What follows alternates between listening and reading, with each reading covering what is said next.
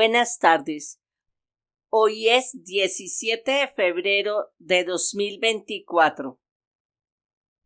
En el nombre del Padre, del Hijo y del Espíritu Santo. Amén. Ven, oh voluntad suprema, a reinar sobre la tierra. Inviste todas las generaciones. Vence y triunfa sobre todos. Luisa, pequeña hija de la divina voluntad, continúa en medio de nosotros, viviendo y difundiendo el reino de la divina voluntad. Amén. En el nombre del Padre, del Hijo y del Espíritu Santo. Amén. En nuestra meditación 53 vamos a ver el germen perdido que se adquirirá nuevamente. Como lo mencioné en la meditación anterior, este tema complementa nuestro estudio sobre el reino divino y en la siguiente meditación lo completaré aún más con el Padre Nuestro. Para los que escuchan por primera vez, este estudio es basado en los escritos de la sierva de Dios, Luisa Picarreta, sobre el don de la divina voluntad. Y el método que utilizo es repetir las mismas palabras de nuestro Señor Jesús sobre el tema que tratamos. Y algunas veces lo relaciono con Biblia y catecismo. Este punto que vamos a tratar hoy es básico en este conocimiento del don de la divina voluntad. Pero primero vamos a hacer un repaso de cómo fue creado el hombre. Voy a empezar con este párrafo del volumen 23, octubre 30 de 1927. Al crear al hombre sin que él tuviera ningún mérito, por dote, por fundamento, por sustancia de todos los bienes, alegrías y felicidades, le dimos por reino nuestra voluntad. Repito, le dimos por reino nuestra voluntad, a fin de que nada le faltase, teniendo a su disposición una voluntad divina y junto con ella nuestro Ser Supremo. En el Génesis 1, 26, 28. Se dijo entonces Dios: hagamos al hombre a nuestra imagen y semejanza, para que domine sobre los peces del mar, sobre las aves del cielo, sobre los ganados y sobre las bestias de la tierra, y sobre cuantos animales se mueven sobre ella.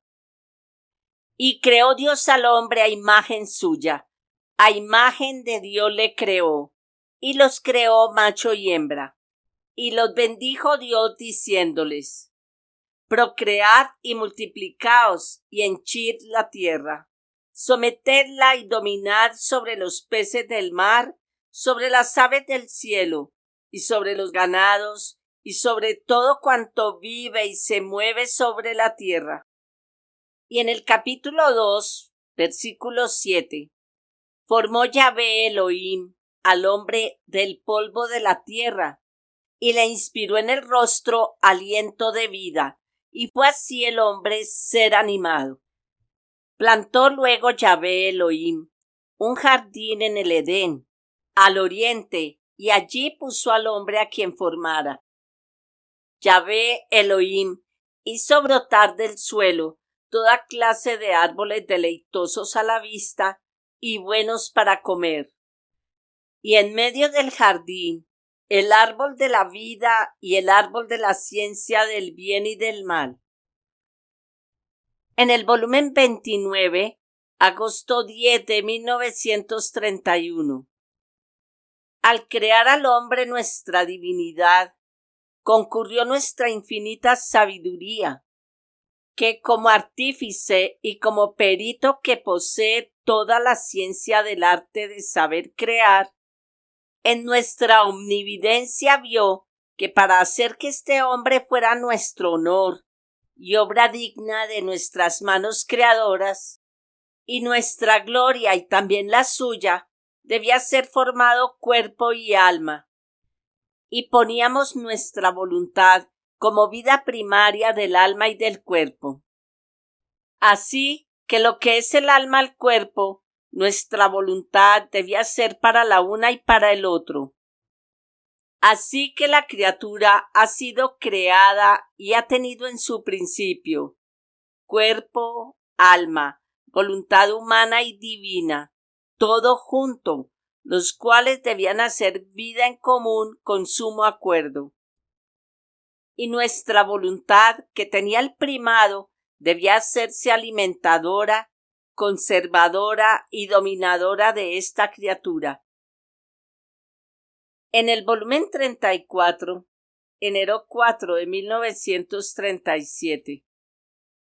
Hija mía bendita, mi voluntad es todo para las criaturas. Sin ella no podrían tener ni siquiera la vida. Tú debes saber que cada criatura tiene desde el principio de su existencia un acto querido y decidido de mi voluntad, el cual lleva consigo un acto intenso de amor hacia aquel o aquella que comienza la vida. Mira entonces cómo comienza la creación de la criatura bajo el imperio de un acto de amor y de voluntad divina querido con toda la plenitud del conocimiento.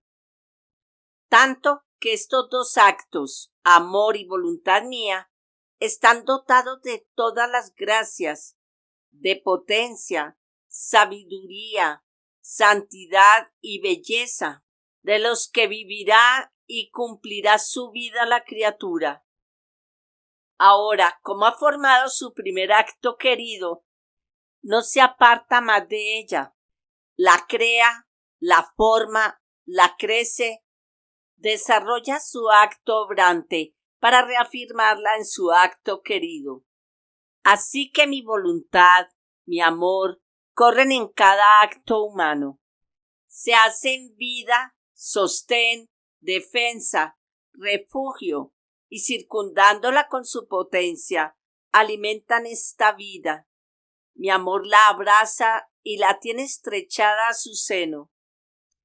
Mi voluntad la circunda por todos lados, más que habitación, para tener al seguro su acto querido, que mi fiat pronunció para llamarla a la existencia. En el volumen 28, noviembre 9 de 1930. El Creador, al crear al hombre, lo dotó de sus propiedades, así que lo dotó de su amor, de su santidad, de su bondad. Lo dotó de inteligencia y de belleza.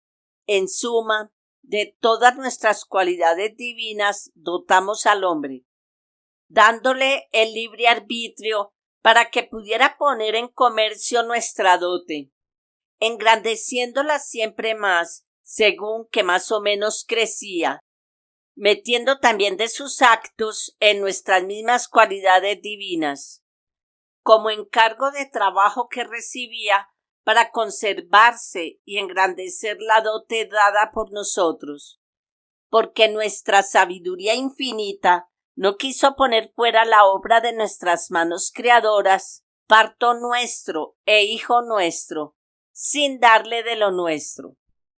Nuestro amor no soportaría ponerlo fuera, a la luz del día, despojado y sin propiedades. No habría sido obra digna de nuestras manos creadoras, y si nada le hubiéramos dado, nuestro amor no se sentiría tan llevado a amarlo, porque es nuestro, tiene de lo nuestro, y costó tanto a nuestro amor. Lo amamos tanto hasta poner en él mi vida.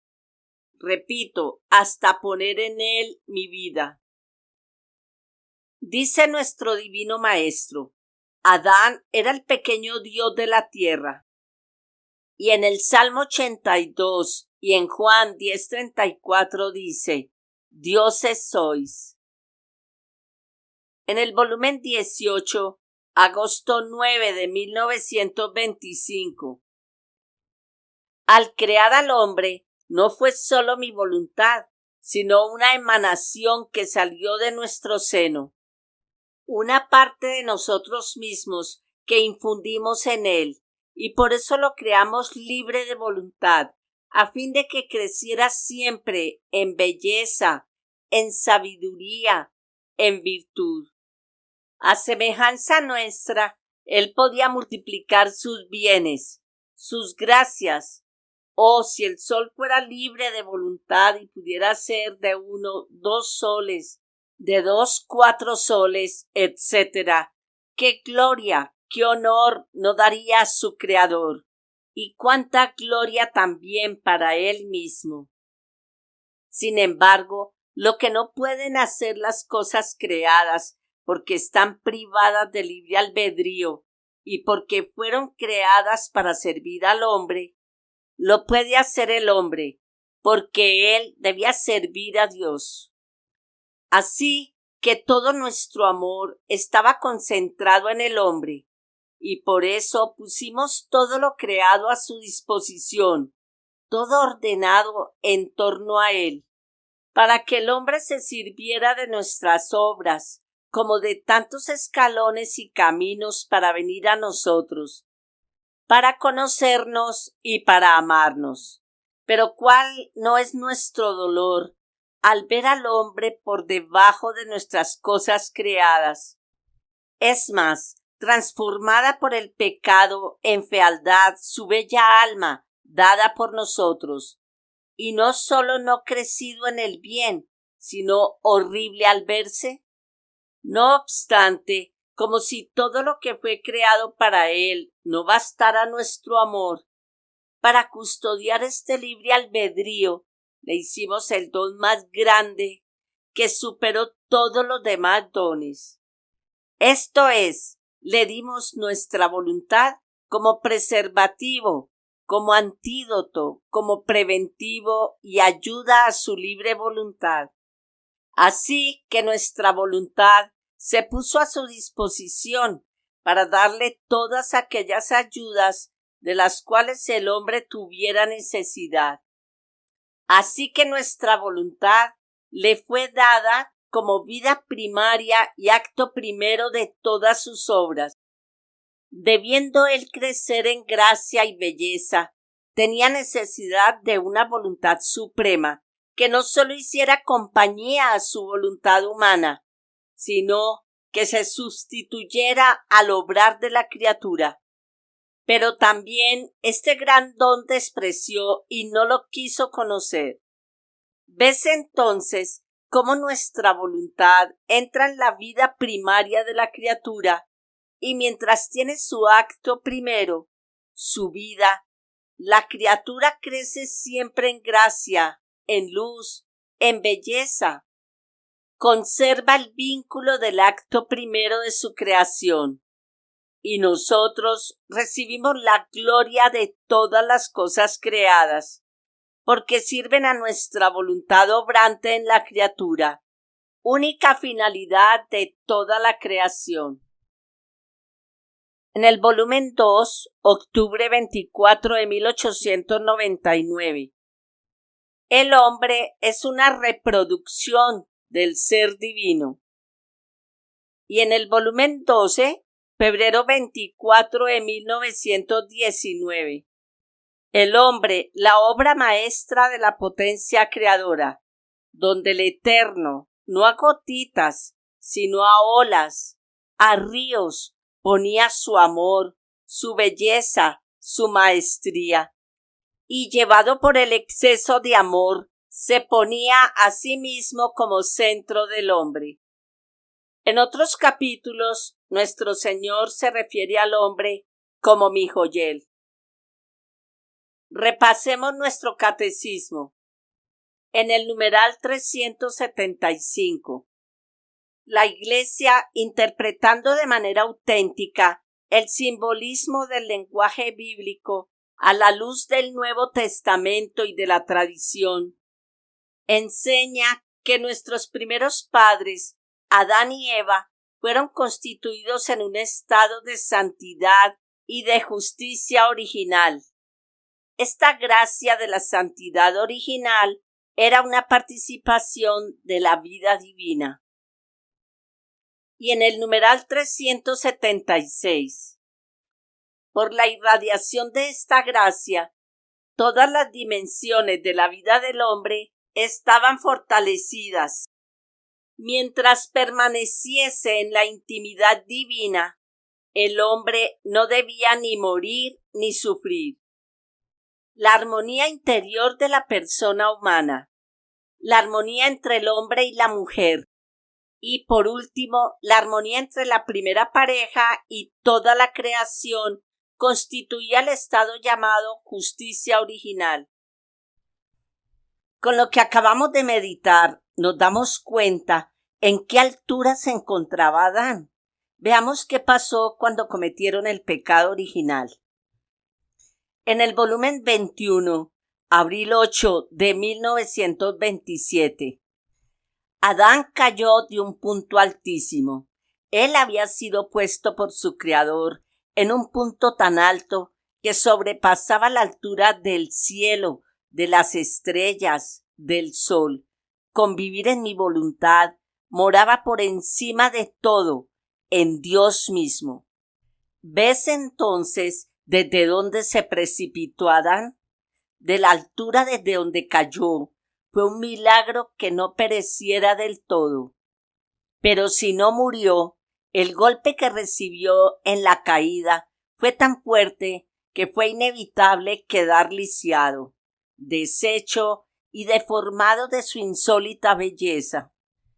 Él quedó despojado de todos los bienes, debilitado en el obrar, entontecido en su intelecto.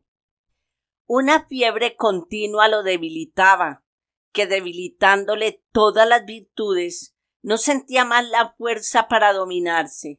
El más bello carácter del hombre, el dominio de sí mismo, desapareció. Y entraron las pasiones a tiranizarlo, a hacerlo inquieto y triste. Y como era padre y cabeza de las generaciones, puso fuera la familia de los lisiados.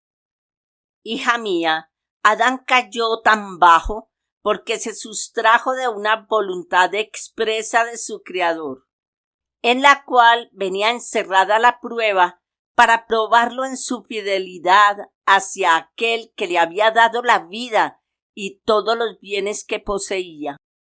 Mucho más que lo que Dios pedía de él ante los tantos bienes que gratuitamente le había dado, era que se privara de los tantos frutos que le había otorgado, solo de uno, por amor a aquel que tanto le había dado. Y en este pequeño sacrificio que Dios quería de él, le había hecho saber que no quería otra cosa que estar seguro de su amor y de su fidelidad. Adán debería haberse sentido honrado de que su Creador quería estar seguro del amor de su criatura. Recordemos lo que dice nuestro Señor. Adán moraba por encima de todo, en Dios mismo. Fueron expulsados del paraíso.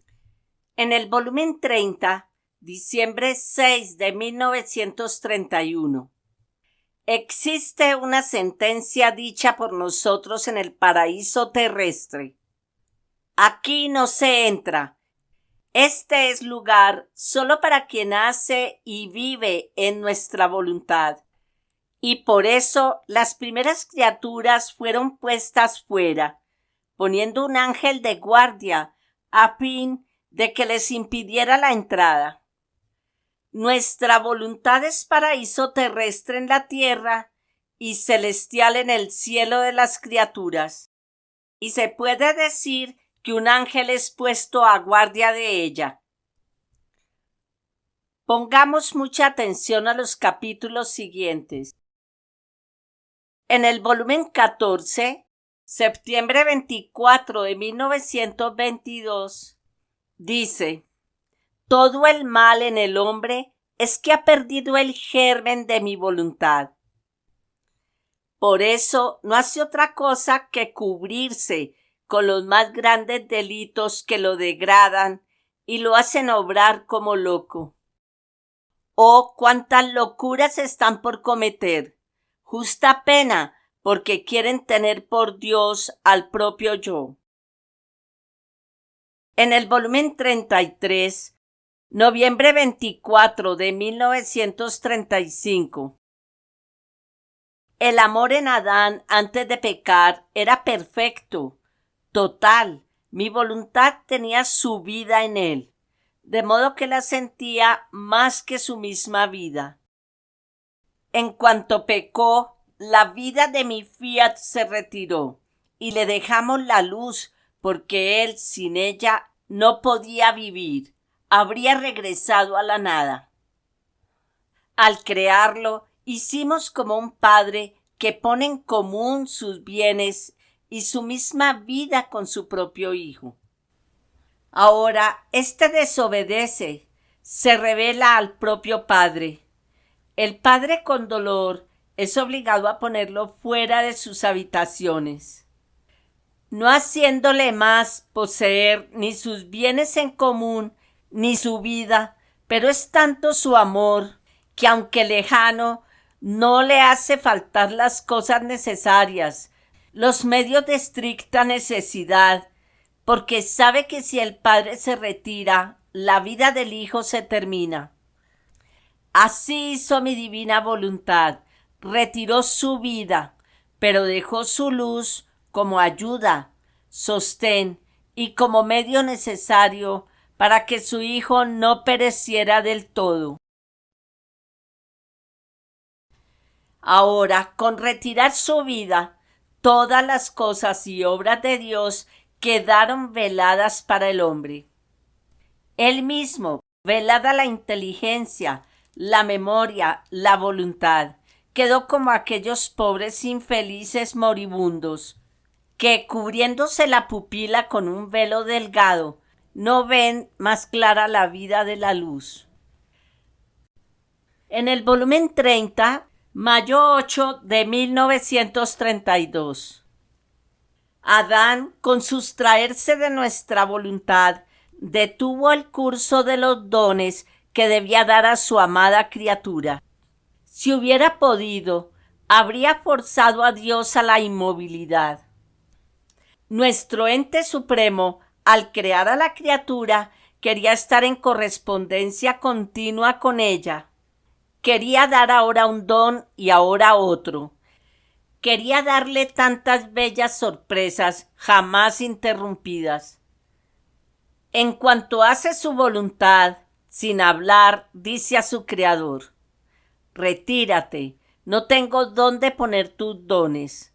Si tú me hablas, no te entiendo. Tus sorpresas no son para mí, yo me basto a mí misma. Y con razón dice esto, porque sin mi voluntad, que es su vida primaria, ha perdido la vida y la capacidad donde poner mis dones, de comprender nuestro lenguaje celestial, y se hace extraña a nuestras más bellas sorpresas. La criatura, con no hacer nuestra voluntad, pierde la vida divina, el acto más bello, más interesante, más necesario de su creación y del cómo fue creado por Dios.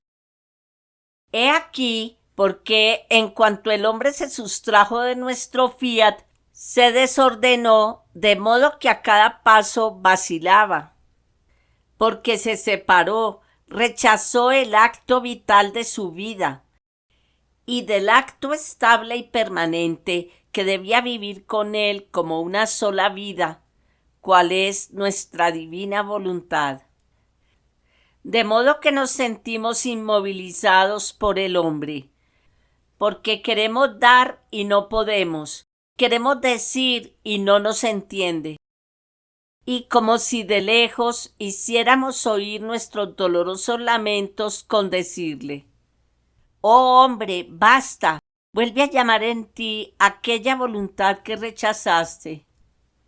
Ella no toma en cuenta tus males, y si la llamas, está pronta a tomar posesión y a formar su reino en ti. Reino de dominio, de paz, de felicidad, de gloria, de victoria para mí y para ti. No quieras ser más esclavo ni vivir en el laberinto de tus males y miserias. Así no te creé, sino te creé rey de ti mismo, rey de todo. Por eso llama a mi voluntad como vida, y te hará conocer tu nobleza y la altura de tu puesto en que fuiste puesto por Dios. Oh, cómo estarás contento y contentarás a tu Creador. En el volumen 29, mayo 27 de 1931. Los actos hechos en mi querer adquieren el germen de la luz. Y así como la luz, si bien una, tiene virtud de dar luz a cualquier ojo que quiere el bien de la luz para hacerla suya.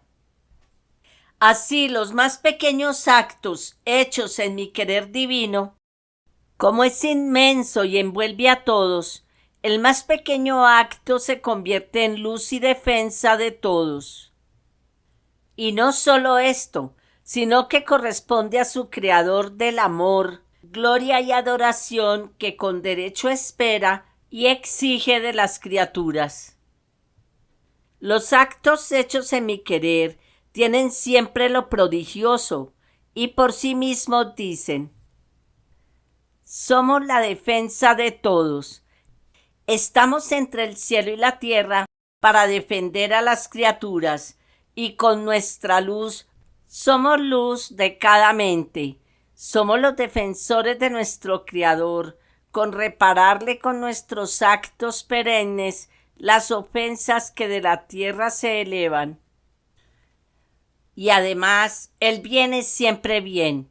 ¿Crees tú que todo lo que hice estando sobre la tierra ha sido tomado todo por las criaturas?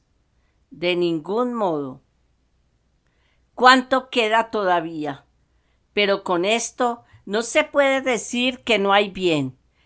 Pasarán siglos y siglos y vendrá el tiempo que todo el bien que yo hice tendrá vida en medio a las criaturas.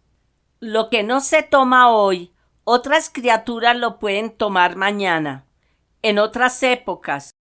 Por eso, la verdadera vida del bien no se cansa de esperar, y con aire de triunfo dicen: no estamos sujetos a morir. Por eso con certeza vendrá el tiempo en que daremos nuestros frutos, los cuales harán resurgir tantas otras vidas que nos semejen. En el volumen 28, marzo 12 de 1930. Hija mía, todos los actos de las criaturas, cada uno de ellos posee su germen según como ha sido hecho. Si no ha sido hecho en mi fiat divino, no posee su germen. Por lo tanto, no podrá jamás ser acto de mi voluntad, porque en el acto de hacerlo faltaba su germen de luz, que tiene la virtud de cambiarlo en sol, que pone su germen de luz como acto primero en el acto de la criatura. En los actos de las criaturas sucede como si una persona tiene semilla de flores, sembrándola tendrá flores, y si siembra la semilla de frutos tendrá frutos. Y ni la semilla de flores dará frutos, ni la de los frutos dará flores, sino que cada una dará según la naturaleza de su semilla. Así los actos de las criaturas. Si en el acto ha estado un fin bueno, una finalidad santa para agradarme, para amarme, en cada uno de los actos se verá. En uno el germen de la bondad, en otro el germen de la santidad, el germen de agradarme, el germen de amarme. Estos gérmenes no son luz, pero simbolizan quién la flor, quién el fruto, quién una plantita y quién una gema preciosa. Y yo siento el homenaje de la flor, del fruto y así de lo demás, pero no el homenaje que me puede dar un sol. Y recogiendo tú todos estos actos para encerrarlos en mi fiat, quedan tal como son, cada uno la naturaleza que la semilla le ha dado. Y se ven que son actos que puede hacer la criatura, no actos que puede hacer mi divina voluntad con su germen de luz en el acto de ellas. El germen de voluntad divina no viene cedido por ella, sino cuando la criatura vive en ella, y en sus actos le da el primer puesto de honor. En el volumen 29, marzo 2 de 1931. Quien obra en mi divina voluntad adquiere la virtud de hacer resurgir. Conforme el alma va haciendo sus actos, sus ofrecimientos en ella, así mi fiat corre para poner el germen de la luz, y su luz posee la virtud de surgir en cada instante y acto. Parece como el sol que surge para cada plantita, para cada flor, porque no da la misma cosa a todos, como si surgiera para cada una. Da a la plantita un efecto, a la flor un color, y colores distintos uno del otro. Así son los actos hechos en mi divina voluntad. Se exponen a los rayos de mi sol divino, y reciben el germen de luz, la cual hace surgir en cada acto de criatura tal variedad de bellezas y colores distintos, y un acto llama a surgir al otro. Así que quien vive en mi voluntad con el germen resurgitivo de mi luz, me da siempre cosas nuevas. Y ella está siempre en acto de resurgir continuamente en el amor, en la gloria y en la misma vida de su Creador. En el volumen 24, abril 16 de 1928. La divina voluntad tiene virtud de restituir la vida inicial al germen. Hija mía, mi voluntad tiene virtud de purificar, despejar la niebla, embellecer y cambiar la misma naturaleza. La voluntad humana es como una semilla deteriorada por dentro, mientras que por fuera parece buena. La vestidura que cubre la semilla parece en buenas condiciones, pero si se quita la vestidura, se encuentra que alguna semilla está medio podrida, alguna está vacía, y alguna, mientras posee la vida, sin exponerla al sol, al viento, terminará de pudrirse. En cambio, si se expone al sol, al viento, con la luz, calor y viento, le será quitada la parte mala, la purificarán y le darán la nueva vida. Tal es la voluntad humana, una semilla dañada, llena de vanidad, de pus y medio podrida. Pero no están todos muertos del todo. Tienen un hilo de vida, y si estas semillas que contienen este resto de vida se exponen al sol de mi querer divino, su luz, su calor y su viento penetrante e imperante investirá el germen del querer humano, y la luz y el calor quitarán la niebla del germen, quitándole lo que está dañado, lo llenarán de vida, y el viento imperante de mi fiat lo elevará tan alto de llegar a encerrarlo en aquel fiat de donde salió. Con su virtud cambiará la naturaleza del germen, dándole su vida primera. Todo está en exponerse al sol de mi querer y a los rayos ardientes y radiantes de sus conocimientos, hacerse investir por ellos y acariciar por su luz. calentar por su calor, dejarse llevar por el imperio de su viento, para hacer que el reino de mi voluntad venga sobre la tierra. Mira, también en el orden natural hay estas prerrogativas. Si se siente un aire pesado, oprimente, basta un viento para vaciar al aire de aquel peso y respirarlo como aire puro. Si se siente un calor excesivo o un frío que congela, basta un viento para mitigar aquel calor y otro viento tibio para mitigar el frío. Si densas nubes cubren el horizonte, basta el viento y el sol para retirarlas y hacer reaparecer más bello el cielo azul. Si un campo está por pudrirse por las continuas aguas, basta un viento vigoroso para secarlo y la luz y el calor del sol para volver a darle vida. Si esto lo puede hacer la naturaleza animada por la potencia de mi querer, mucho más lo puede hacer sobre las almas que se harán investir por mi voluntad. Ella con su calor las formará de nuevo, destruirá en ellas lo dañado, y dándoles su aliento, con su luz las vaciará del peso del querer humano, dándoles nuevamente su naturaleza primera.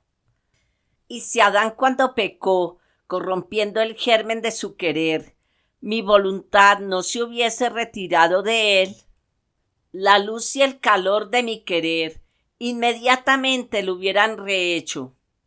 Pero la justicia quiso que él sintiera los efectos de su germen corrupto, y por eso al retirarse mi voluntad no sintió más ni luz ni calor en su alma para poderse rehacer, para mantener incorrupto el germen de su querer.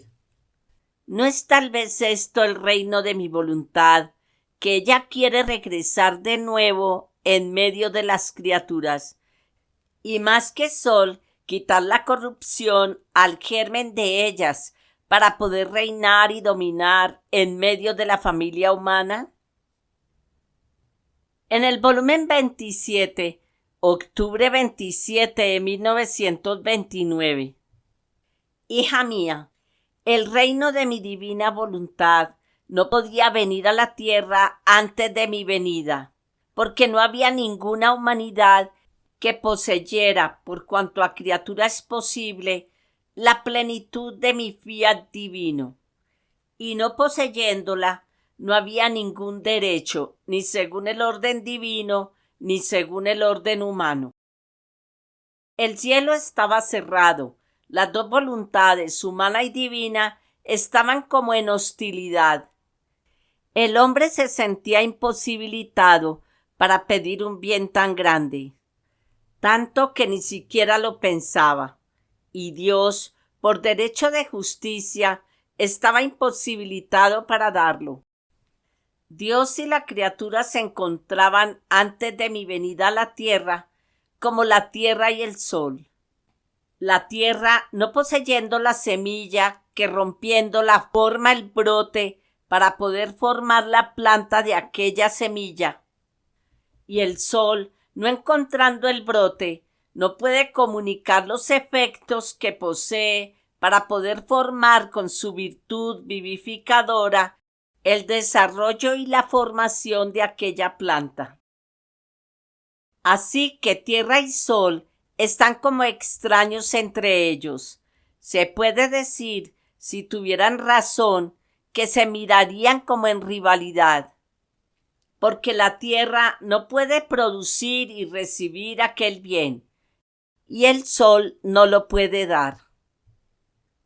Así se encontraba la humanidad sin el germen de mi fiat, y si no está el germen, es inútil esperar la planta. Ahora, con mi venida sobre la tierra, el Verbo divino se vistió de carne humana. Con esto formó el injerto al árbol de la humanidad. Mi humanidad se prestó como semilla al Verbo eterno, y mi voluntad divina formó el injerto nuevo con mi voluntad humana. Con esto comenzó, siendo yo la cabeza de todas las generaciones humanas, el derecho de ambas partes, humana y divina. Ellos de poder recibir el reino de mi divina voluntad y Dios de poderlo dar. Ahora, así como cuando se hace un injerto, no de inmediato se asimila la fuerza de los nuevos humores, sino va poco a poco asimilándolos. Por eso da pocos frutos al principio, pero conforme se va formando, así los frutos crecen, son más abundantes y sabrosos, hasta que se forma el árbol entero, cargado de ramas y de frutos. Tal es el injerto hecho por mí al árbol de la humanidad. Son cerca de 2000 años y la humanidad no ha recibido todos los humores de mi injerto. Pero hay razón para esperar, porque está la semilla, el injerto. Por eso la criatura lo puede pedir y Dios se encuentra en la condición de darlo. Porque está mi humanidad que, poseyendo en virtud del Verbo hecho carne a mi divina voluntad por naturaleza, ha restituido los derechos al hombre y a Dios. Por eso todo lo que yo hice en la redención no es otra cosa que preparativo, riego, cultivación, para dar desarrollo a este injerto celeste hecho por mí entre las dos voluntades, humana y divina. Entonces, ¿cómo podía venir el reino de mi divina voluntad antes de mi venida a la tierra si faltaba el injerto, el principio de su vida, y el obrar en acto en el alma, y su primer acto en el acto de la obra humana, para extender su reino en cada acto de ellas? Es verdad que mi fiat divino, con su potencia e inmensidad, extendía su imperio donde quiera, pero en la voluntad humana no se encontraba como principio de vida, sino sólo por potencia e inmensidad. Se encontraba en las condiciones que se encuentran sol y tierra. El sol inviste la tierra con su luz, da sus efectos, pero la tierra no se vuelve sol, y el sol no se vuelve tierra, porque sol y tierra no se funden juntos, de modo de formar la vida el uno en la otra. Y por eso son siempre cuerpos extraños, que no se asemejan, y por cuanto el sol la ilumina, la calienta, comunica sus admirables efectos, no comunicando su vida. Ni la tierra cede sus derechos de vida en el sol. La tierra será siempre tierra y el sol será siempre sol. Así se encuentra y se encontraba mi divina voluntad, hasta en tanto que el hombre no ceda la suya en la mía no puede poner su principio de vida en la voluntad humana. La fusión de la una y de la otra no puede suceder. La criatura será siempre criatura sin la semejanza y la vida de su Criador en el fondo de su alma, que sólo puede formarla mi fiat divino. Así que siempre habrá de semejanza, distancia, a pesar de que mi querer divino la ilumina y le comunica sus admirables efectos por su bondad y liberalidad, y por efecto de potencia y de inmensidad que por su naturaleza posee. Más adelante dice: las tantas verdades que te he manifestado sobre mi fiat divino son sorbos de vida, de los cuales quien riega, quien cultiva, quien aumenta los humores al árbol de la humanidad injertado por mí. Así que si en el árbol de mi humanidad ha entrado la vida de mi fiat divino y ha formado el injerto, hay todo para esperar que mi reino tenga su cetro, su justo dominio y su mando en medio a las criaturas. Por eso ruega y no dudes. En el volumen 33, mayo 6 de 1934.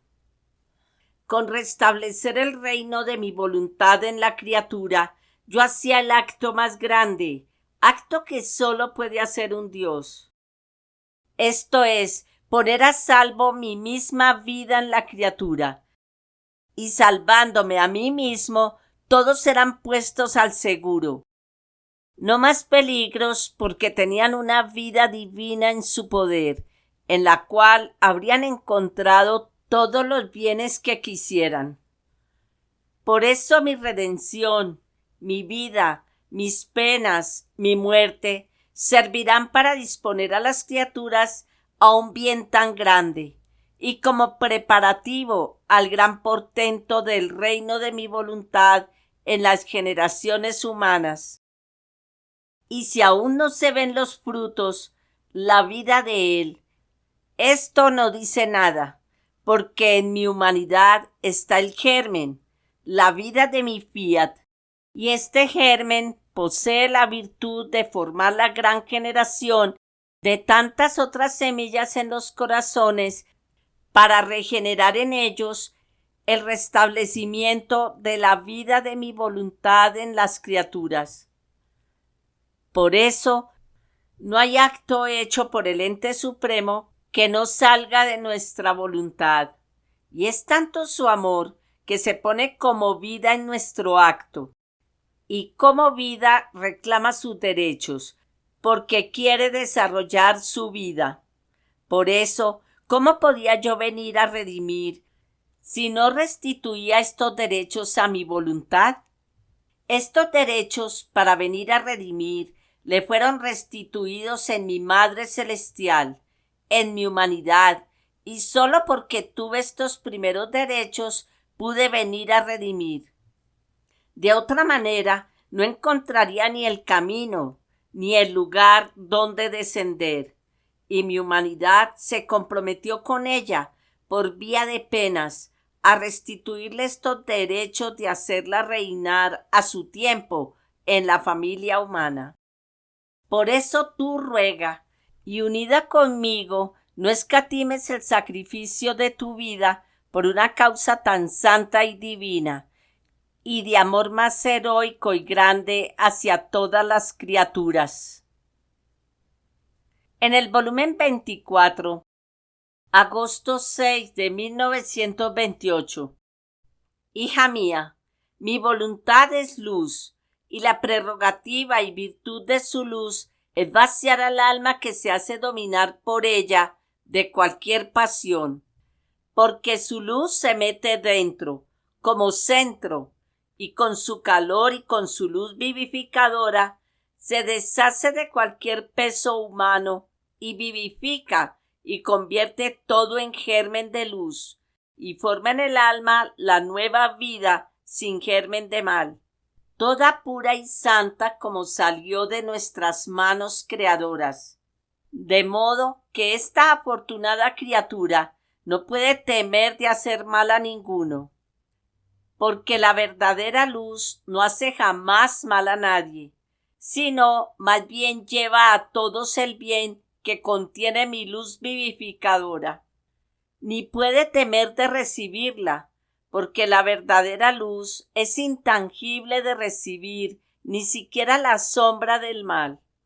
Por eso no debe hacer otra cosa que gozarse su fortuna y expandir a todos la luz que posee. En el volumen 36, octubre 2 de 1938.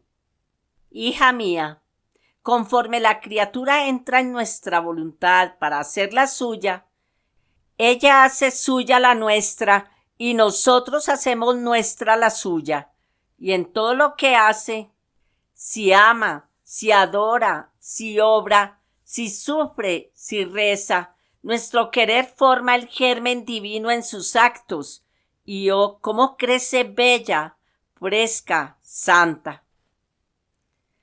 Termino esta meditación repitiendo este maravilloso y esperanzador capítulo que mencioné en la meditación anterior, en la segunda parte de El Reino Divino, y es del volumen 24, septiembre 16 de 1928.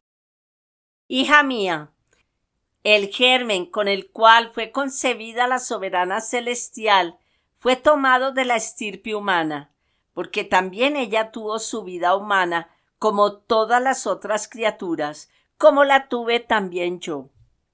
Pero con esta gran diferencia no concedida a ninguna otra criatura, que en este germen humano, antes de que fuera concebida su bella alma, mi fiat, con su omnipotencia, concentró sus rayos en este germen y con su luz y calor aniquiló e hizo morir lo que de mal había en él, purificándolo del todo y volviéndolo puro y santo y exento de la mancha de origen, y después fue concebida en este germen la Inmaculada Niña. Así que todo el portento de la Inmaculada Concepción fue obrado por mi divina voluntad. No hizo otro germen humano, ni lo destruyó, sino lo purificó y con su calor y luz le quitó todos los humores que había contraído este germen por el pecado de Adán, e hizo regresar el germen humano en ella tal como había salido de nuestras manos creadoras. Por eso, en cuanto fue concebida la pequeña Virgen Reina, así fue concebido en ella y en las generaciones humanas el reino de mi divina voluntad. Porque nosotros, al formar y dar a una criatura gracias sorprendentes, miramos en ella la humanidad de toda la familia humana como si fuera una sola. Mira entonces, en cuanto fue concebida la Virgen en este germen exento de toda mancha, que fue obra del fiat divino, así quedó concebido de nuevo en la humanidad su reino divino. Y en cuanto la Inmaculada Virgen nació, así fue restituido el derecho de poderlo poseer. Ahora, al venir yo a la tierra a tomar carne humana, me serví del germen de la soberana del cielo. Y se puede decir que junto con ella trabajamos para formar de nuevo este nuestro reino en las generaciones humanas. Por lo tanto, no queda otra cosa que conocerlo para poseerlo. Y por eso estoy manifestando lo que pertenece al reino y a mi voluntad divina, a fin de que la criatura recorra sus caminos, siga nuestros pasos y entre en posesión de ella. Y mi divina voluntad, con su calor y luz, repetirá el prodigio de quitar los humores nocivos que posee el germen humano. Y para estar segura, pondrá el germen de su luz y calor y se constituirá vida del germen. Y así se intercambiarán la posesión. Mi divina voluntad tomará posesión del germen para formar en él su vida de luz, de calor y santidad. Y la criatura regresará a tomar de nuevo posesión del reino de mi fiat divino. Entonces, mira, hija mía, todo está preparado.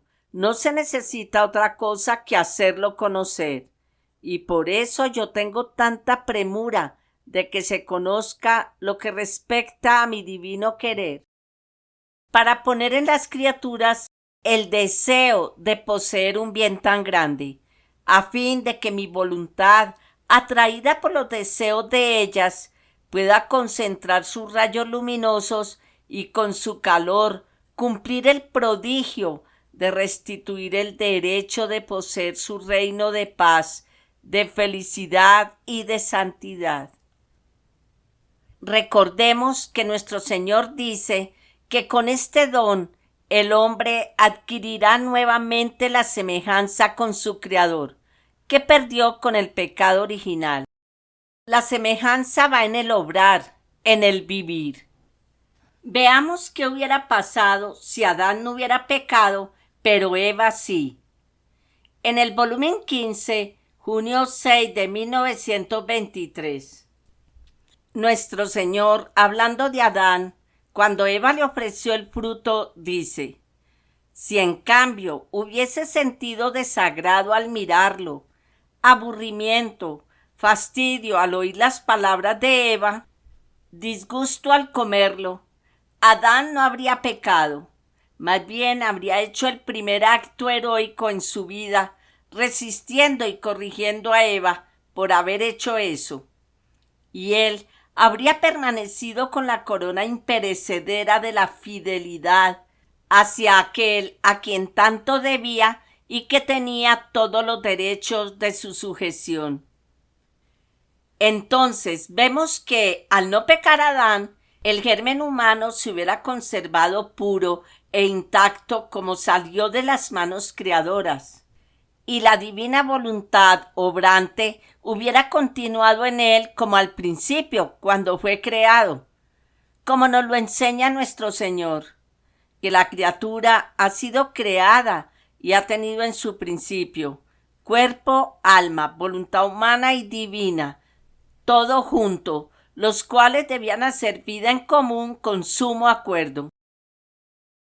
Quiero terminar con esta frase del volumen 18, enero 28 de 1926.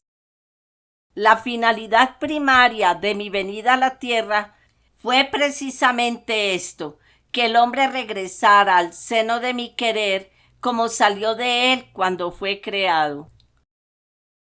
Como lo había anunciado, este tema del germen y el próximo del Padre Nuestro están entrelazados con las dos meditaciones anteriores de El reino divino, mi ideal en la creación.